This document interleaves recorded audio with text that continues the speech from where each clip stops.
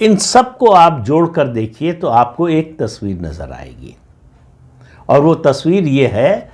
कि बोफोर्स का जिन जो है बोतल से फिर बाहर निकल आया है,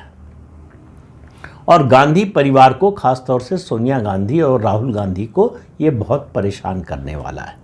ये जो राहुल गांधी अडानी की रट लगाए हुए हैं, उनके लिए इस बोफोर्स के नए स्वरूप का सामना करना, जो नए खुलासे होंगे उनका सामना करना बहुत कठिन होगा। आपको पता है, और मैंने कई वीडियो में ये कहा भी है, कि जो राफेल का मामला राहुल गांधी ने उठाया वो दरअसल पुराने घाव पर मलहम लगाने के लिए, बोफोर्स का जो घाव, जो दाग लगा है गांधी परिवार पर, उसको मिटाने के लिए, उस जख्म को भरने के लिए राफेल का मुद्दा उठाया था राहुल गांधी ने,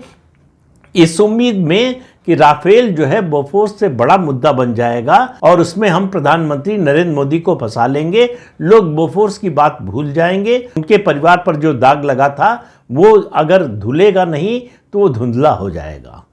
लेकिन राफेल में कुछ मिला नहीं,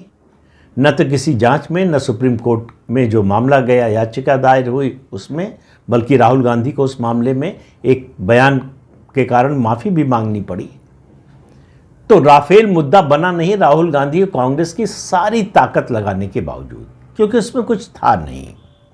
वो गवर्नमेंट टू गवर्नमेंट डील थी, उसमें किसी बिचौलिए के होने का कोई सवाल नहीं था, इसलिए कोई दलाली लेने या देने का सवाल नहीं था।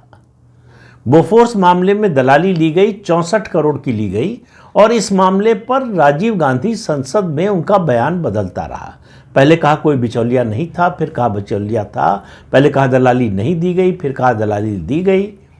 तो उनके बयानों से ही कांग्रेस पार्टी और राजीव गांधी उस समय फंसते गए। हालांकि केस जितना भी चला उसमें कहीं ये साबित नहीं हुआ, कोई प्रमाण सीबीआई नहीं दे पाई कि इस पूरे घोटाले में राजीव गांधी का कोई इन्वॉल्वमेंट था सीधा,